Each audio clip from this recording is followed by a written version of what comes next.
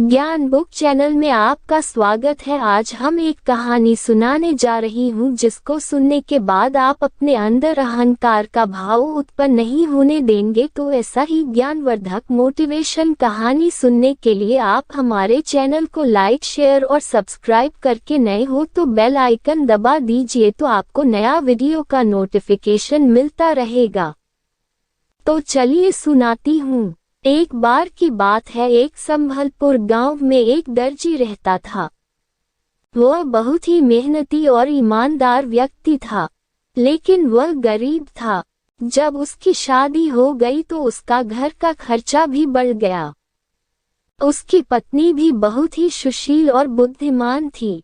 जब गांव में अकाल पड़ने लगा तो उनके खाने पीने के भी लाले पड़ने लग गए। तब उसकी पत्नी ने सुझाव दिया कि हम शहर जाकर काम करेंगे। उसने पत्नी की बात मान ली और वे दोनों गांव से शहर चले गए। शहर में रहकर उन्होंने कुछ छोटे मोटे काम किए और उनके बदले में उन्हें पैसे मिलने लग गए। वे शहर में जाकर बहुत ही सुखी हो गए थे, लेकिन उन्हें गांव की याद बहुत सताती थी। जब उनके पास कुछ पैसे इकट्ठे हो गए तो गांव से खबर आई कि अकाल समाप्त हो गया है।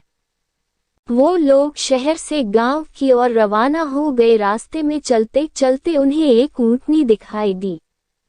वह ऊंटनी बहुत ही बीमार प्रतीत हो रही थी और वह गर्भवती भी थी। दर्जी को उस ऊंटनी पर दया आ गई। वह उसे अपने साथ गांव ले गया और उसकी देखभाल करने लगा।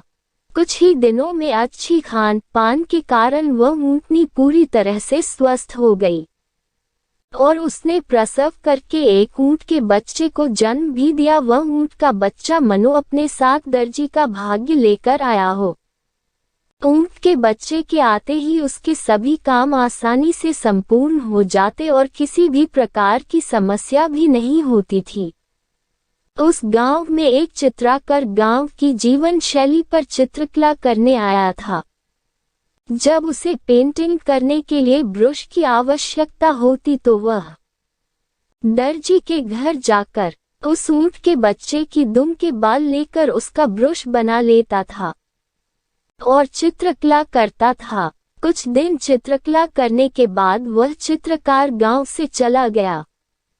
वह ऊंटनी भी बच्चे को जन्म देने के बाद बहुत दूध देने लग गई। वह दर्जी उस दूध को बेचकर पैसे कमाने लग गया, जिससे उसको मोटी रकम प्राप्त होने लग गई। एक दिन उस गांव में वह चित्रकार आया और उस दर्जी को बहुत सारे पैसे देकर चला गया, क्योंकि उसके बनाए हुए चित्रों से उसे बहुत सारे पुरस्कार प्राप्त हुए। वह दर्जी उस ऊंट के बच्चे को अपने भाग्य का सितारा समझने लगा। उसने बाजार से एक सुंदर सी घंटी लाकर उस ऊंट के बच्चे के गले में पहना दी और उसे बहुत ही प्यार करने लग गए। ऊंटों के कारण उसका व्यापार बढ़ने लगा, तो उसने सोचा कि क्यों न मैं इस दर्जी के काम को छोड़कर ऊंटों का व्यापार करने लग जाऊं। उसकी पत्नी ने भी उसकी हाँ में हाँ मिलाई। उसकी पत्नी भी गर्भवती हो गई थी और अपने इस सुख की अवस्था के लिए ऊंटनी का आभार प्रकट करती दर्जी ने कुछ और ऊंट खरीद लिए और दर्जी का काम छोड़कर ऊंटों का व्यापार करने लग गया। ऊंटों को देखते ही देखते उसने बहुत सारे ऊंटों को एक टोली बना ली। अब उसके पास बहुत सारे ऊंट हो गए थे। ऊंटों को चरने के लिए दिन के समय जंगल में छोड़ दिया जाता और शाम होते ही ऊंट भी घर को आ जाते। अब ऊंट वह बच्चा घंटीधारी भी बड़ा हो गया, लेकिन वह बहुत ही घमंडी स्वभाव का था। वह अपनी टोली से अलग कुछ दूरी पर रहता था और दूसरे ऊंटों कहता कि मैं मालिक का दुलारा हूँ, मालिक मुझे सबसे अधिक प्रेम करते हैं। उसी जंगल में एक शेर रहता था। ऊंटों के झुंड को देखकर वह उन्हें अपना शिकार बनाने की ताक में लगा रहता था और घंटी वाले ऊंट को सबसे अलग देखता रहता था। एवं घंटी होने के कारण शेर को पता भी चल जाता कि यह वही ऊंट है जो सबसे अलग रहता है। शेर ने उसे मारने की ठान ली थी। जब शेर झुंड में किसी का शिकार करते हैं तो वो झुंड में सबसे अलग एवं दूर रहने वाले जानवर को ही अपना शिकार बनाते हैं। जब शाम हुई तो सभी ऊंट रास्ते से घर को जा रहे थे, क्योंकि शेर तो शिकार के लिए पहले ही छुप कर बैठा था। घंटीधारी ऊंट अपने घमंड के कारण अपने झुंड से 20 मीटर की दूरी पर पीछे चल रहा था। जैसे ही शेर ने उसे झुंड से अलग देखा और शेर ने उस पर हमला कर दिया और उसे मार दिया।